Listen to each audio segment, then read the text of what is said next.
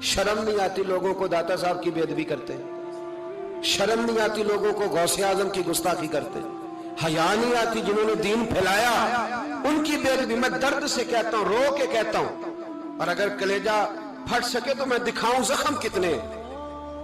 ایک حج کے موقع پر ایک بابا جی، اس سال 4,80,000 روپے کا پرائیویٹ حج تھا، اور بابا جی کی کیفیت کمزور تھی، بیچارے بیمار تھے، اس کے باوجود وہ گئے۔